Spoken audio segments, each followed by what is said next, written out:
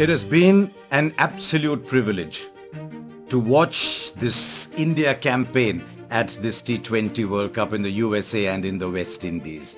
I saw a major part of the 50-over World Cup in October and November, and I remember saying at that time that I have never seen India play more thrilling 50 overs cricket than that. And I can tell you now, just watching everyone play for each other, just maxing the big moments, at every moment finding a player to rise to the occasion. This has been one of the most satisfying campaigns that I have watched in all these years that I've had a ringside view of Indian cricket.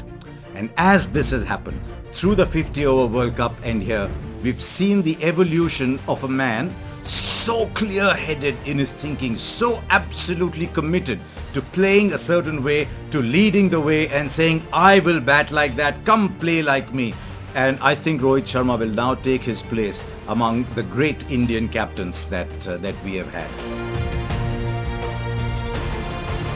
That much about Rohit Sharma. Let's move on. It started really against Pakistan. I was in the Cricbuzz studio that day. India only 113, and they demonstrated for the first time something that they were to demonstrate right through this tournament. Bat first, and even if you don't have enough runs on the board, just field well and find the bowlers for the moment. On those undercooked pitches in the USA, they played three seamers. Then they came to the West Indies and they found Kuldeep Yadav and the two spinners. And then when the moment came, they had Hardik Pandya bowling the final over. We saw a different Virat Kohli in this tournament. I think that he bought into the team ethics so much, as if to say, right, I will show you I can bat a certain way. And in spite of not getting runs, he wasn't changing anything. And then I asked him what changed, and he said, no, this was a final. And he realized that he had to adapt his game to the final, and he did that thrillingly. I mean, there were people who were asking, should Virat Kohli still play? He's had so many poor innings. Would you have kept someone else with such a bad run? Remember, we are talking about Virat Kohli. We are talking about someone who plays the big day almost better than anybody else. And I thought his innings today, using the nervousness of Marco Jansen and then building on that innings after the wickets had fallen was fantastic. Virat Kohli, what do you say about him? I was interviewing him at the end, and all of a sudden, this giant of a cricketer, this almost angry in your face person suddenly grew soft, was talking about being grateful. I've done many interviews, but this was one that I will remember for a long time. And then to say that is it for me in T20 internationals and the World Cup was a major call. What I enjoyed was watching youngsters grow. Arshdeep Singh grew. I know Akshar Patel is not a youngster, but every time India wanted something of Akshar Patel, he was there. Whether it was coming into bat at 4 or 5, whether it was bowling those difficult overs to Imad Wasim in the game against Pakistan, whether it was pulling off that incredible catch on the boundary, one of the catches of the tournament, Akshar Patel was always there and he grew. Shivam Dube played his part. Sometimes you look and say, but hang on, Shivam Dube is only supposed to hit sixes. Every time he came in with India having lost a wicket too many, he played a different kind of game and he showed there's a batter in him, not just a slogger.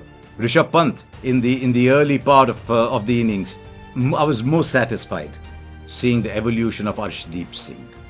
Swung the ball beautifully at the top, came in and bowled the difficult overs when they were needed. Even here in this game, he bowled a sensational last over, just when it seemed that the match could actually go away. It was a fantastic over. So a lot of young players like the Arshdeeps and the Dubes and the others just grew as the series wore on, and that is what makes you feel that there is so much in the bank. But believe me when I say that it was an honor, absolute honor, not just to be present at the ground, but to call some of the action featuring Jasprit Bumrah.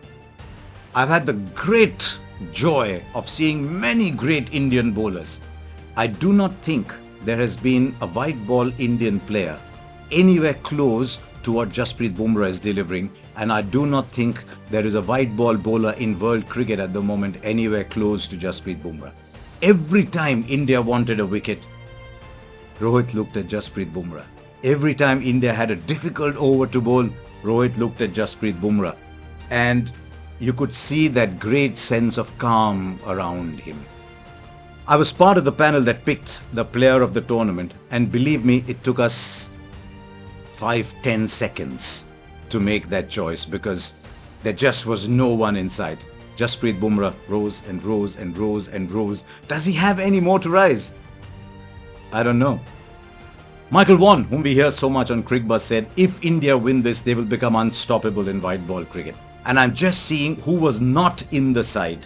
And I think these are great days ahead for Indian white ball cricket. But this culture of the ensemble cast, of everyone playing together, doesn't matter if it's 23 of 10 balls, doesn't matter if it's 7 of 3 balls. Have you contributed? Have you pulled your weight? Have you done well in those little moments? That is something that just needs to be driven home, I think, a little bit more, maybe under a new coach.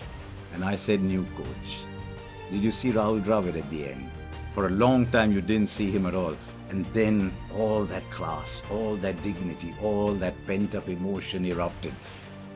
I had a word with him before the game started and he was trying to play down the enormity of the moment.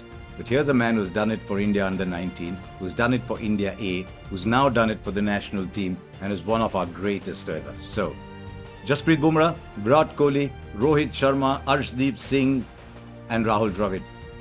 Thank you for giving me a tournament to savor.